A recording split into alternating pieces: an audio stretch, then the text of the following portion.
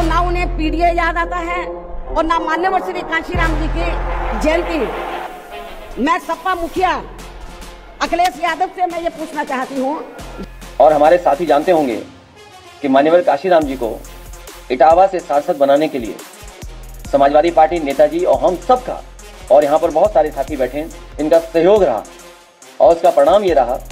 दोस्तों, आज हमने ग्रो के आई से वो सवाल पूछ लिया है जिसको लेकर पूरे देश प्रदेश में बहुत बड़ा कंफ्यूजन बना हुआ है कि आखिर बसपा सुप्रीमो मायावती जी भाजपा के खिलाफ क्यों नहीं बोलती। क्या वे भाजपा की बी टीम है कि कोई और बात है कि आखिर मायावती जी अपने पुराने अवतार में क्यों नहीं आ पा रही हैं। ऐसी कौन से दबाव है जो मायावती जी को पीछे खींच रहा है, वो अपने असली स्वरूप में नहीं आ रही हैं। तो दोस्तों, ग्रो के आई ने पहले पॉइंट में बताने का प्रयास किया कि आखिर ऐसी क्या मजबूरी है कि रणनीतिक दूरी और सर्वाइकल मोड में बसपा को रहना पड़ रहा है। जरा देखते हैं हम लोग। बहुत अच्छा, बसपा पिछले कुछ वर्षों से चुनावी मोर्चे पर कमजोर पड़ रही है।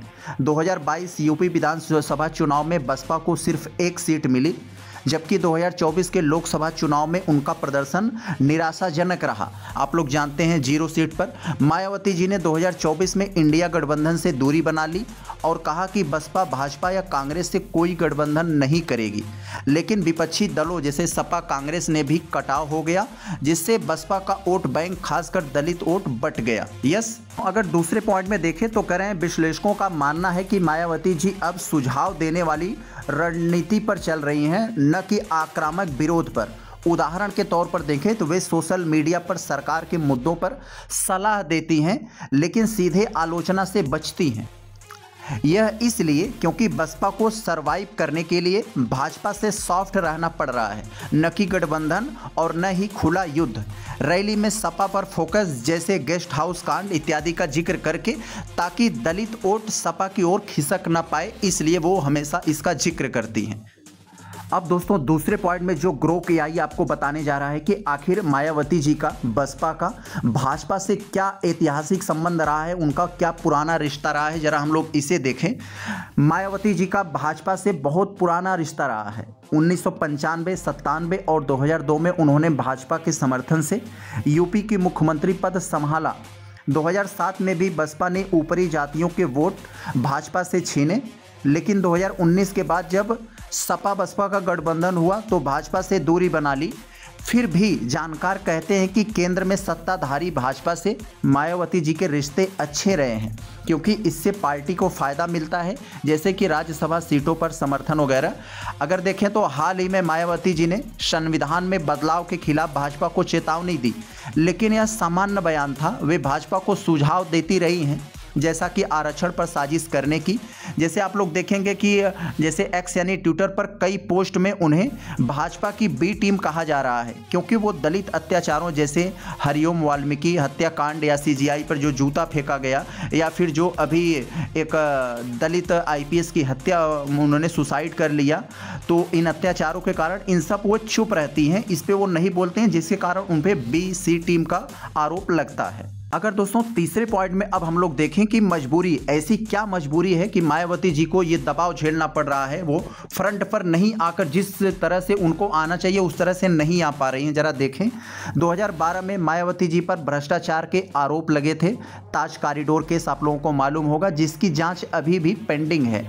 कुछ विश्लेषकों का कहना है कि भाजपा सरकार से डील के चलते हुए आलोचना से बचती हैं, वरना ईडी सीबीआई जैसी एजेंसियां सक्रिय हो सकती हैं। आकाश आनंद को पार्टी से निकालना, जो कि भाजपा पर कठोर बोलते थे, ये भी मतलब इसी का संकेत ये माना जा रहा है। 2027 विधानसभा चुनाव से पहले मायावती जी सक्रिय हो रही हैं। रैली, बड़ी भीड़ जुटाना, जैसे आप लोग जानते हैं अभी कुछ दिन पहले पूरा लखनऊ नीला हो गया था, उनके कोर वोट जैसे जाटो दलित को जगाने का प्रयास था। लेकिन भाजपा की तारीफ से विपक्ष जैसे राहुल गांधी ने भी कहा कि बसपा भाजपा के खिलाफ ठीक से नहीं लड़ती और कार्यकर्ताओं में नाराजगी है। एक्स पर ट्रेंडिंग नीले कबूतर जैसे हैशटैग पर सवाल उठ रहे हैं कि क्या बसपा भाजपा के वोट काटने का हथियार क्यों नहीं बनी हुई है। दोस्तों हम लोग पांचवें पॉइंट में जरा देख लें कि आखिर क्या बदलाव की कुछ गुंजाइश है कि नहीं है बसपा में। जरा हम लोग देखें, मायावती जी अतीत में भाजपा को समर्थन देने से इनकार कर दिए। जैसा कि मालूम है 2020 में उन्होंने कहा कि संन्यास ले लूंगी मगर भाजपा से गठबंधन नहीं करूंगी। लेकिन वर्तमान चुप्पी से लगता है कि बसपा का फोकस अब स्वतंत्र रहते हुए दलित वोट को एकजुट करने पर है। अगर वे आक्रामक होकर भाजपा पर हमला करेंगे जैसे दलित अत्याचारों पर, तो 2027 में वापसी हो सकती है, वरना राहुल गांधी की तरह बसपा को भाजपा का एजेंट ही कहा जाएगा। ऊपर जितनी बातें को हम लोगों ने देखा, अगर उसका हम लोग शॉर्ट फॉर्म में एक निचोड़ देखें तो संक्षेप में मायावती जी की चुप्पी रणनीतिक है। पार्टी बचाने, जांच से बचने और वोट ट्रांसफर को रोकने के लिए, लेकिन यह बहुजन समाज के हित में कम और बसपा के सर्वाइवल में ज़्यादा लगती है। अगर वे भाजपा पर खुलकर बोलें तो बहुजन राजनीति मजबूत हो सकती है। यह विश्लेषण हालिया खबरों और सोशल मीडिया में ट्रेंड्स पर आधारित है। ये जो बदलती राजनीति है उसके परिदृश्य में है। तो दोस्तों देखा आप लोगों ने ग्रो के आई ने कितने सरल, सटीक और प्रामाणिक तरीके से आपको बताया कि आखिर भाजपा बसपा में वो ताकत है। अगर बहन जी खुलकर अगर फ्रंट पे आ जाएं तो भाजपा की ताकत आधी हो सकती है।